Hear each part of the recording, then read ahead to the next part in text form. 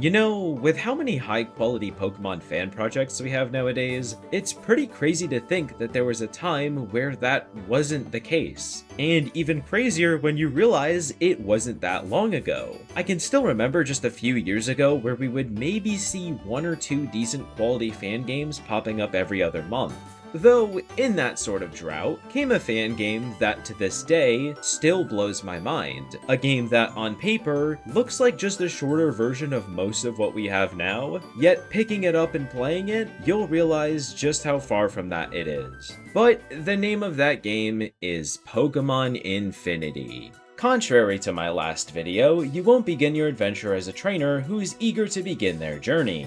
This story begins in a small forest clearing, where you have zero memory of who you are or where you came from.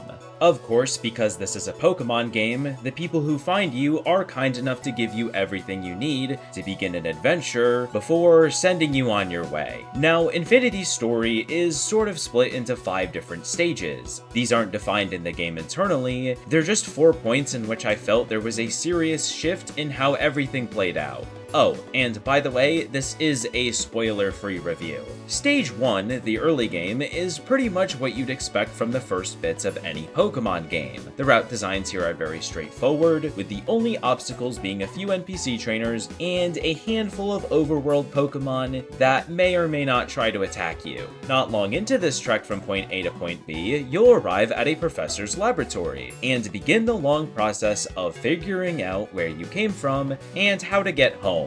Other than that, there isn't too much to take in during this stage. I don't really blame you for maybe getting bored during this part, as like I said before, it is very akin to your standard Pokemon adventure, though at the very least, it's not very long, taking me only about an hour to complete. Once you obtain your first badge, however, you'll immediately unlock both the EXP all alongside fast travel, and from here, this is where the game really kicks off. You'll get access to way more Pokemon for your team, both canon and regional variants, and they become a lot easier to train. But the main theme of Stage 2 is easily exploration, because my god, does the region really open up at this point. Every time you think you've explored every nook and cranny of whatever route you're in, there's always something else. Another spot on the map for you to explore later, or maybe an extra item you missed. Speaking of items, there's so many to find here. It was like every other minute outside of battle, I was finding a new TM.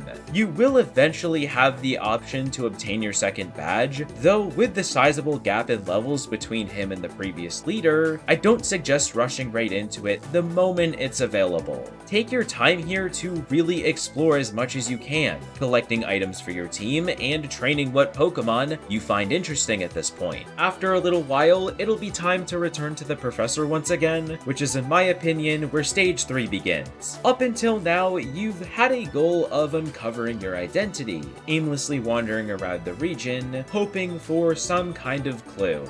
Well, now you've got it. The path towards the finish line is finally clear. All you have to do is follow it. I'll admit Stage 3 feels pretty similar to Stage 2, as there's still a massive focus on exploration. It's just that the tone of the adventure feels much different than before. Previously, you explored a massive collection of grassy green and forested areas, each with a healthy mix of people and Pokemon. This time, you'll venture first through a bustling city, then followed by a barren desert. Stage 4 is probably the shortest segment of the game, as you'll be focused on clearing out various dungeons after receiving the tools to reach them in Stage 3. And finally, Stage 5 is pretty much the climax of the game, which I won't go into too much discussion of to not spoil the story. I think if Infinity got anything perfect, it would be the pacing of the adventure. There was not one moment during my journey where I felt things were moving too quickly or too slowly, nor did I get to a point that demotivated me to return to the game the next day. As for the story, I remember being disappointed with the ending on my very first playthrough a few years back.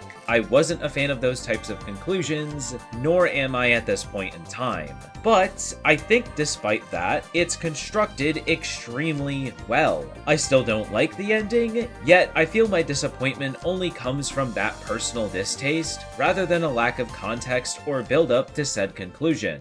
Now, before I dive into its core gameplay aspects, there's two things I want to compliment about Infinity that I feel go really unnoticed by many of its critics. The first one is the pacing of the Pokemon variety, which is a concept I forget about so often because it's not something I've seen a ton of fan projects apply to a recognizable point. The game doesn't bombard you right off the bat with regional form, Fakeamon, powerful Pokemon, etc. You start the game with your traditional Gen 1 through 4 rodents, birds, bugs, and a few other interesting picks being the only Pokemon really available. And I know that sounds kind of boring, but the overworld mons I mentioned earlier in the video will often have some special move they normally wouldn't, making them a much more enjoyable temporary team member. And I gotta be honest, once you get the EXP all, managing experience is going to become an immediate non-issue. The other thing I need to compliment about the gameplay, which sort of goes hand in hand with the former, and that's its authenticity. The way the fights feel, from the music to the custom animations, sprite styles, UI design, it all feels authentic. It feels like, to an extent, that I'm playing a real Pokemon game, minus the,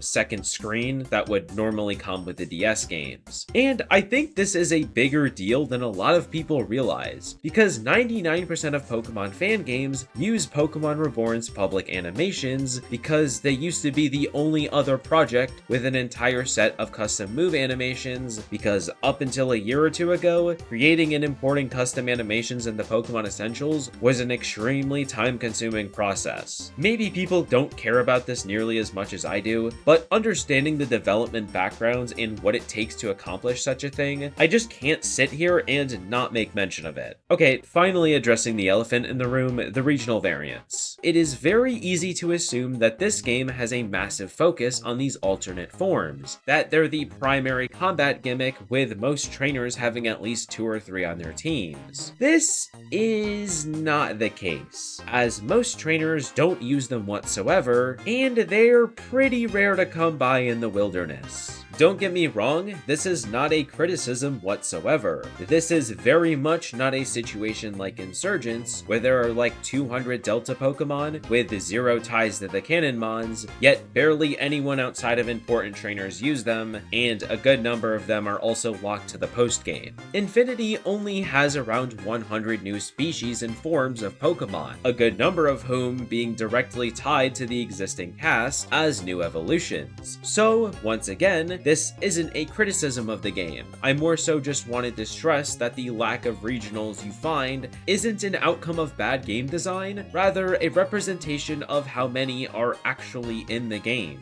Though these regionals are still nothing short of incredible and fit quite well into the game's roster of existing Pokemon. One more thing I want to mention about the gameplay, however, are the boss battles. You see, Infinity isn't exactly a difficult game. Yes, I won't deny some battles can destroy you, yet many of them are quite easy to overcome by just bringing correct type matchups. What I feel will catch a lot of people off guard is how quickly the game jumps in levels. Choosing to battle almost every trainer, you won't find yourself under-leveled probably ever, but by choosing to avoid a significant amount of them, which I won't lie, I did quite often, it's very likely to end up 6, 8, or maybe even 10 levels behind the next big boss, compared to the 2 or 3 levels you'd be down in a normal Pokemon game. So, once again, this is another point that I'm not using to critique the game, rather, warn people coming into it of how differently things will work than you might expect them to. For those of you who have played this game, though, you might have noticed something during a few of the battle cuts.